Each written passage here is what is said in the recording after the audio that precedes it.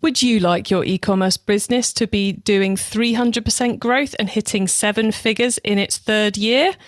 Then keep listening. It's the E-commerce Master Plan podcast. Here to help you solve your marketing problems and grow your e-commerce business. Cutting through the hype to bring you inspiration and advice from the e-commerce sector and beyond. Here's your host, Chloe Thomas.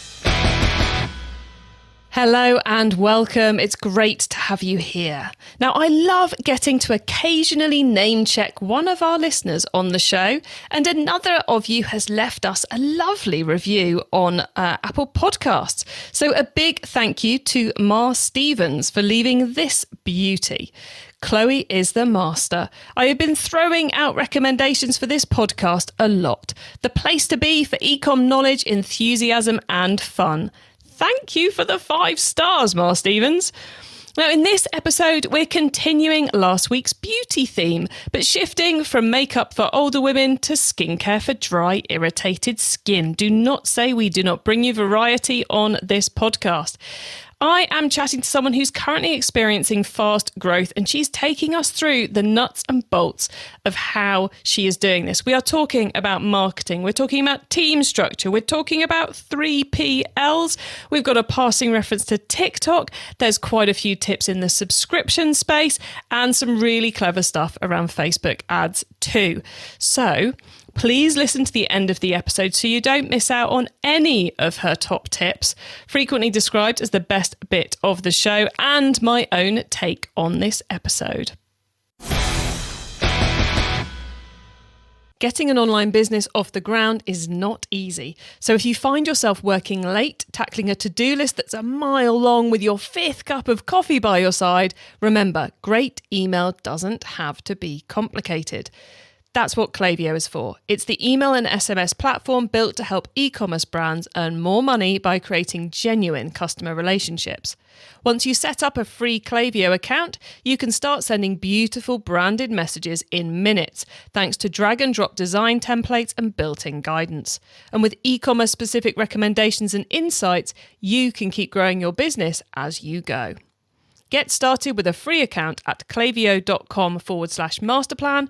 That's KLAVIYO.com/masterplan. And now to introduce today's special guest. Sarah Vilenskiy is the founder and CEO at Blossom Essentials, a line of clean and non-toxic hydration products directly addressing chronic dry and irritated skin problems. Founded in 2020, they sell on Shopify from the USA to the world. They are currently experiencing 300% growth and are on track to hit $1.4 million this year. Hello, Sarah. Hi, Chloe. Thanks so much for having me. It's awesome to have you on, and congratulations on your amazing performance. It must feel very good. It certainly does. It's been quite the year for sure. And before we get into how you've managed to achieve that, which I'm sure the audience want to know about, how did you end up in the world of e-commerce? Yeah, fantastic question. So I actually have an entrepreneurial background. I come from a long line of entrepreneurs, if you will, but Blossom Essentials essentially started out of a need for myself. I do personally have chronic dry skin. It's something I have been dealing with for a very long time. I would often have to put on different lotions and creams every few hours, and I would get this very bad burning sensation on my knuckles.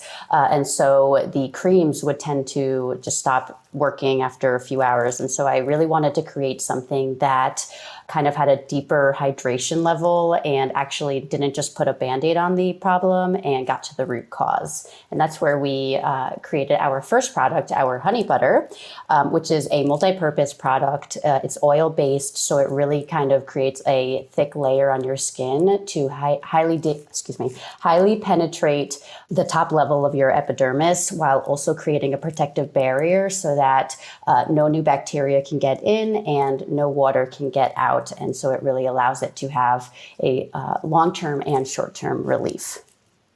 So what made you, once you discovered the product and, found kind of this mission you were going to go on with helping people with dry skin, what made you decide to do it as e-commerce rather than, I don't know, courses and training or a physical store. Why did you decide to take the Shopify route?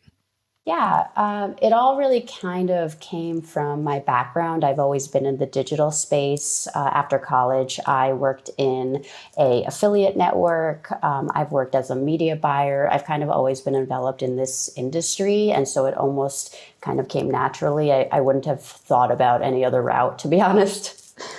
And it's clearly paying off. So 300% growth, and you're going to be hitting that solid 7-figure sales this year. What do you think's been the heart of why you've grown so fast and so successfully? Yeah, that's funny you say fast, because to me it feels like it's taken so long. Honestly, it really comes down to your team. I think when we started out a few years ago, it was me and a bunch of contractors, and everything was siloed, and the communication was all going through myself, and there was a lot that was falling through the cracks. And so this year, at the beginning of the year, I actually pivoted and brought on small equity partners that essentially are, I guess they are an agency, but they bring on a portfolio of brands, and they take on equity partnerships. And then they have a whole team behind them, and they have a lot of experience in growing brands. And this has really allowed us to work in much, it's kind of difficult to explain, but they do a good job of helping me expand initiatives. Originally, they were brought on as media buyers, and that was kind of their sole purpose. But we've actually scaled back a little bit with the media buying landscape that it is today. We've decided that it makes more sense to diversify our revenue streams. So they are really helping with affiliate marketing. They have a really good personal network themselves. They help with website optimizations, actually with retail. They handle my Amazon efforts as well now, whereas before we were using a separate agency. And then, of course, all the media buying aspects as well. Funny enough, everybody's jumping on the TikTok bandwagon, and I can honestly say that has not worked so well for us. And so kind of sticking to our roots and understanding what works for our demo has really allowed us to scale as well. Okay, I was going to say, by media buying, which platforms are you buying on? So I guess TikTok, not so much now. Which ones are you active on? Yes, fantastic question, because we did try on TikTok. Sadly, it didn't go even remotely well, but... But at least now. That's the thing, isn't it? We have to try these things. And, you could have just gone, we'll try and make it work. We'll try and make it work. We'll try and make it work. But actually, sometimes you go, actually, no, let's double down on what we know does work and spend our time and money there.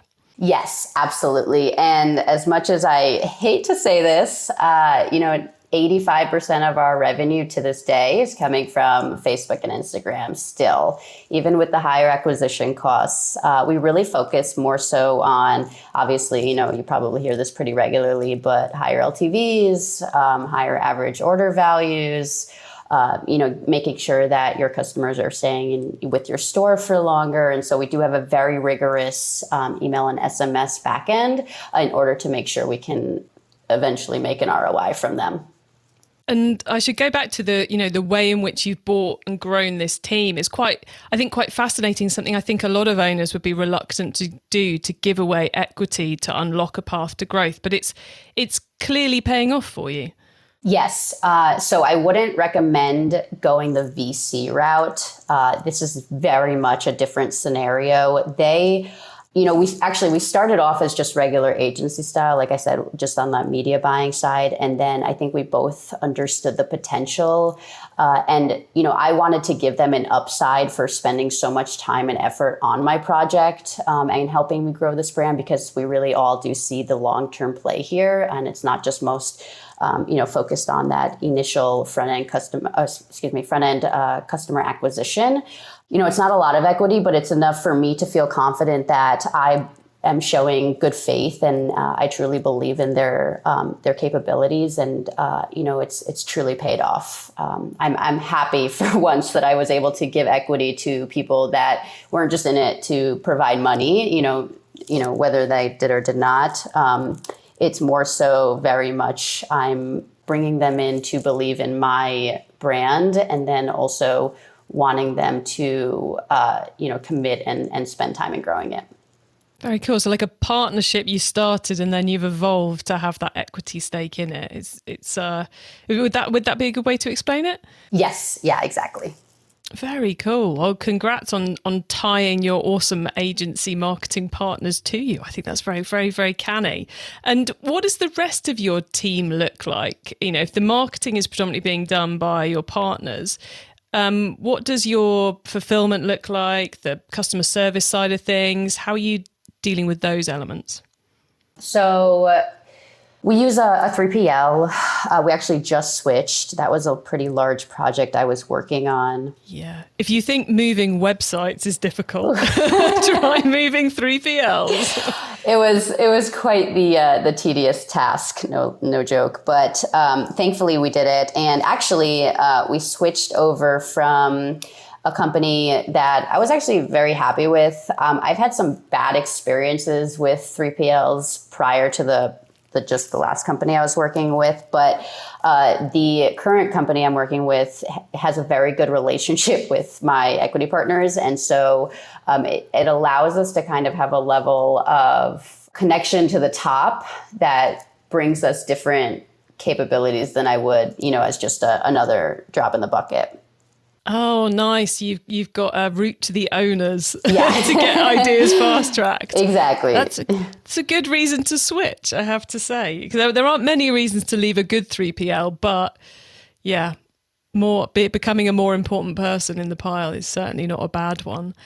And you mentioned, you're really focused on the lifetime value piece. So you're a beauty brand, so it's a product which people use up and have to replenish. So has subscription been a big part of building the LTV? Is that a focus for you? So it wasn't initially, because what we had, I could say realized or thought or assumed, probably, assumed is the better option, because I was wrong. By the way, I'm wrong a lot. Hey, we all are. Yes, I really want to point that out to entrepreneurs just starting out. You will be wrong more often than you are right. And that is completely okay, as long as you're willing to give it a try. But so we were not a subscription-focused business up until a few months ago. And then we pivoted to focusing on that. And it has been quite wonderful for us, actually.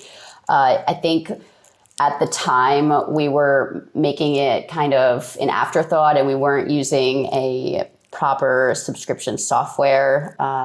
Ultimately, we are using Prive right now, but I did do quite a bit of due diligence on all the different platforms, and there are so many out there that are much more capable of a software and have a lot more customizations. How are you spelling Prive? Priv as in Victor, E. Well, actually how it sounds. That is unusual in the e-commerce space. Yes. Cool. So top recommendation there. And do you aim to get a subscription on the first order or a subscription further down the line? We try to do both. Something that we are making an initiative right now is trying to convert customers that have been purchasing from us for a while into subscriptions. It is still a very difficult game, as most people don't like to be locked in, even though we have, all the customizations that everybody else has, the cancel flexibility and whatnot. It's still that initial tug of, will you sign up for a subscription in case you forget it's coming up? We do offer, like 3 days ahead of time, hey, your subscription is coming up. Do you want to make any changes?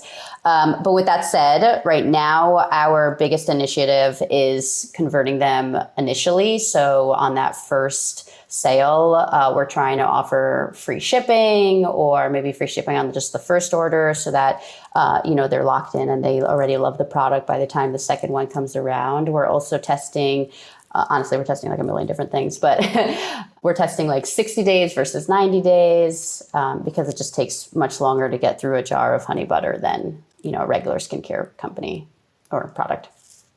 Yeah, I think that's one of the trickiest things to get right in a subscription is the replenishment time span. Yes, it's almost impossible. But I think it's that, like you were saying earlier, the flexibility of the subscription program. You want something where someone, they can go and they can amend it from 4 weeks to 6 weeks or 5 weeks or what works for them once they've got used to it, not one that's like 4 weeks or 8 weeks or 12 weeks and that's your only options. It's like it needs to be more adaptable than that. Yes, absolutely. And I think that in this day and age, with so many companies trying to push the subscription side of the business, it almost needs to be a guarantee that people have that flexibility. I think you also need to be pretty careful with what you offer because you don't want to offer too good of a discount initially or too good of an incentive because then most people will just take it for the initial order and then cancel. So you really want to figure out the sweet spot of what's enough to get them to sign up, but not enough to make them just be in it for the discount. Wise words. And I know you spend a lot of time listening to your customers to make sure you really understand what they're going on about, don't you? I do, yeah. And then what's your favorite way to listen to the customers? So this is not recommended if you don't have any time on your hands. I typically do it when I do have a smaller to-do list, but I actually answer our customer service phone calls. Now, if I have one piece of advice as you're growing, do not do the customer service emails by yourself. Outsource that. I use somebody in the Philippines, but she has impeccable English and she does a fantastic job. She works with quite a few brands and I can rely on her. I started with her a few months ago and I barely have to answer any questions to this day. And it has truly allowed me to de-stress, if you will, because I have such an emotional attachment to my products and my brand. Having, everybody's going to have, a thought about your product and there will always be people that don't like it, no matter how perfect it is to you. And so, disconnecting from that is critical if you want to grow. Otherwise, you're just going to get into a deep depression. But on the other side of things, I do love to answer customer service calls because oftentimes people just really want to talk to you and tell you their problems and tell you why they love your products. Actually, we have a lot more people that call about positives than negatives. And so I love hearing it. It also makes me feel really good. And I am able to really bring a deeper connection to my customers. And some of them just give me a call every once in a while to chit chat. And it allows me to learn from them and have a lot of new marketing angles that I never would have thought of otherwise. Yeah, I think it's such a crucial thing in the tail end of 2022, and I'm sure will be in 2023, is understanding what your customers care about and working it into your marketing. And, you can do surveys and you can run panel sessions and all the rest of it, or you could just dial into some customer service calls, which is a kind of almost a far more organic and real way of doing it, I think. But whilst we're talking about customers, you're also running a brand ambassador program, which I'm assuming is, I sort of saw it there on the website. I'm assuming that's some kind of influencer marketing play? Yes. So we tried the specific influencer route quite a bit, and it did not, alongside TikTok, it did not go very well for us. So this is more so our customers or people that follow us on Instagram and are just, everyday folks who want to apply and just share the good word about Blossom. And then they can actually receive a 10% discount to provide to their customers. And then also they get a 10% commission on any sales that are using their discount code. So I think it just allows us to connect with our audience without having to work with influencers, because I do think that market is quite saturated now. And even I personally, and obviously each their own, and everybody has their own opinions on this, but I don't look at influencers and buy anything from them. I think that they're all getting paid for it, or they're all getting free products, and it's no longer something that they actually believe in. And I think the industry has changed quite a bit. And so for us, we'd rather connect with our true audience and people that actually like our products versus just, regular old influencers. E-commerce Master Plan is supported by some of the greatest companies in the e-commerce sector. Here's a reminder of who they are. Do you manage your product data in constantly crashing spreadsheets? Do you regularly lose product data when the spreadsheet gets accidentally overwritten by one of the team? Is keeping track of your product images, including all that lovely UGC, really hard work? Then you need a PIM. And the PIM you need is Plytix, Plytix, voted the #1 PIM for SMBs because of the fair price, easy to use interface and unbeatable support. Plytix gives you a single source of truth for all your product data, easily accessed by your whole team. Everything, including written copy, dimensions, photos, videos, PDFs, etc., is all saved in the same place. And auto-updating feeds make keeping your website accurate a breeze. Plytix have a free forever plan, so you can sign up for your free PIM account and get a demo right now at plytix.com/masterplan. That's plytix.com/masterplan. And if you decide to upgrade, e-commerce masterplan listeners get a whopping 50% off their first year. If you're looking to understand business beyond the e-commerce specifics, Business Brain is a podcast definitely worth listening to. Dave Hamilton and Shannon Jean come to you each week to talk through what it takes to successfully run a small business in today's world. They draw on their own experience and chat with other real-world folks about real-world problems, letting you know not only what it takes to get it done, but that you're not alone in doing it. Business Brain covers topics like action-oriented leadership, hiring your first employee, ADHD, and owning a business. Dave, Shannon, and the Business Brain community are there to help you. Start engaging and learning with Business Brain at businessbrain.show or wherever you listen to your podcasts. That's businessbrain.show. Visit today, and if you tell them I sent you, you'll get a free gift of their book, We Love Mistakes. It's time for the Top Tips Round. I love this section because it gives me and our listeners some really quick ideas for taking our business to the next level. Not that you haven't already, Sarah, but are you ready for the top tips? Let's do it.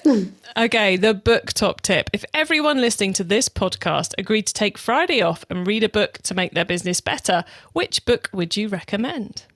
Most definitely, How to Win Friends and Influence People.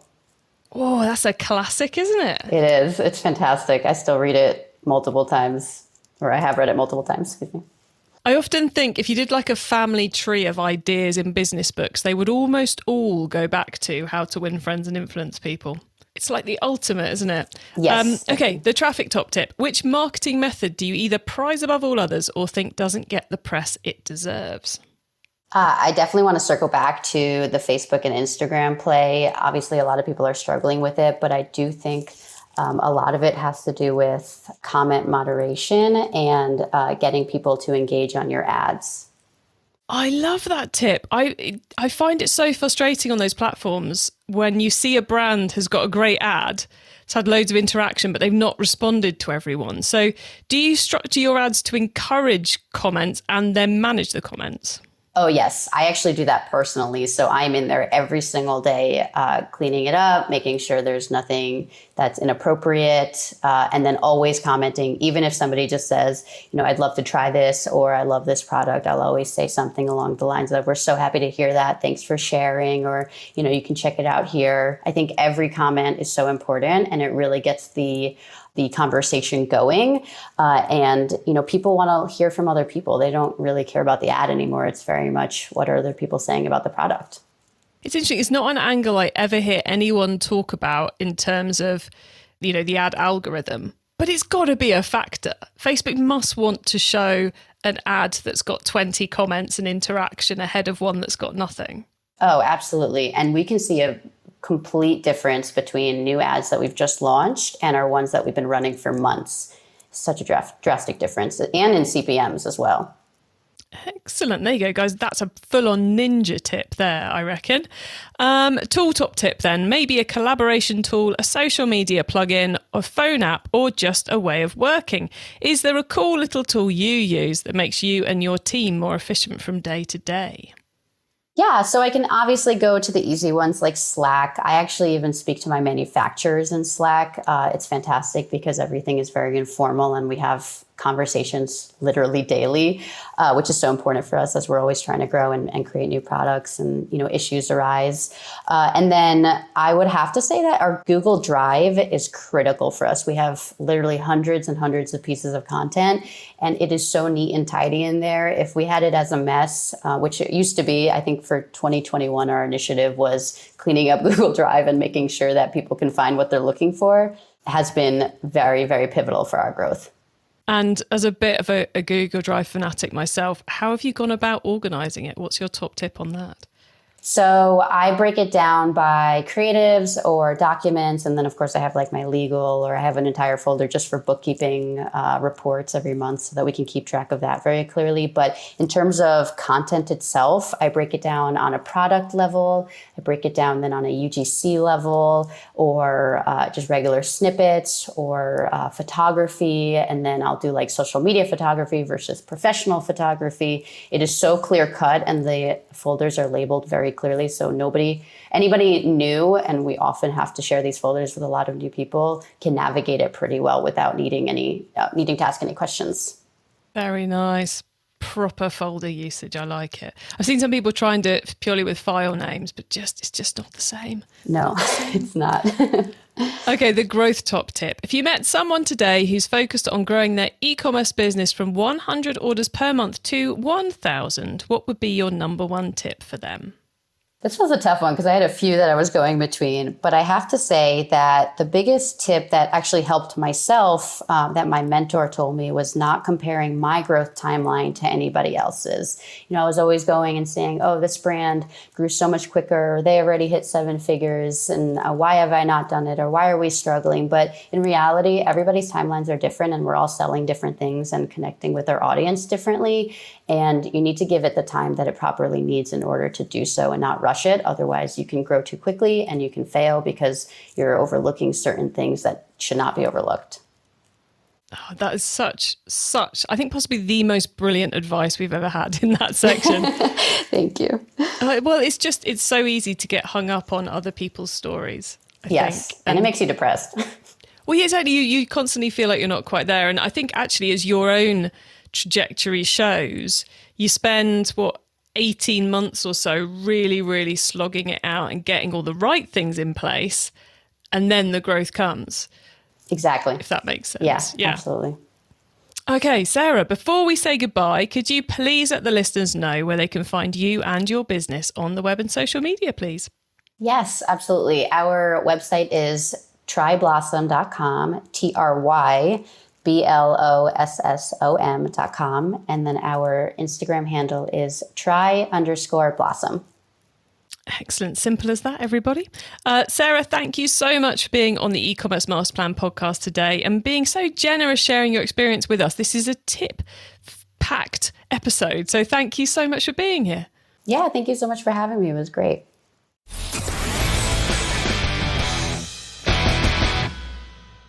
Well, I can't believe how much advice Sarah managed to give us during that interview. She's like, boom, boom, boom with the tips and the advice. I loved so much of that. I think it's a real example of how when you find the right scenario, things just go brilliantly. So you have the fact they were using Recharge. It wasn't the right fit for them. It was too simplistic, not customizable enough. They moved to Prive and suddenly it works for their business. The software is the right software for their business and it's taking them to, up to the next level. The 3PLs, she's tried various ones. Now she's found one where she's got the ear of the owner. Good decision to move. On the team front, she's outsourced the customer service emails, but she's still involved in the calls because she gets the value and because they make her feel great about the business. And then on the team side, I love the way that she's gone, yeah, I would get on with you really well. You are a brilliant marketing team. I want you as part of my business. I want you invested in my success. So, hey, have some equity and let's build this together. And clearly, with 300% growth this year, on track to hit that 1.4 million this year, she's clearly doing something right. I think it's going to be really interesting to watch and see where her brand goes next. And that ninja tip, manage the comments in your Facebook and Instagram ads, everyone. It's not difficult, but it's going to have, as she was saying, a big impact on your clicks and your return on advertising spend. Boom, so much in that episode. Okay, get your hands on our notes from today's show, including the top tips and links to what has been mentioned by heading over to ecommercemasterplan.com/podcast, or use our little direct to episode links, ecmp.info/episode number to go straight to the correct page. So you don't miss any of the bits she shared with you today. Once you get to the website, you can also add yourself to our email list so you don't miss out on any of the other things I share to help you improve your business. And if you liked this episode, then you can now check out all our beauty episodes at ecmp.info/beauty. That's ECMP as in e-commerce master plan.info/beauty. Thank you so much for tuning into this and every episode of the E-commerce Master Plan podcast. I bring you a new interview every week because I want to inspire and help e-commerce business owners to succeed and thrive with their businesses. So if you know someone this show can help, please tell them to listen to the E-commerce Master Plan podcast. I hope you have a brilliant week and don't forget to keep optimizing. Thank you for listening to the E-commerce Master Plan podcast. Find out more at ecommercemasterplan.com/podcast.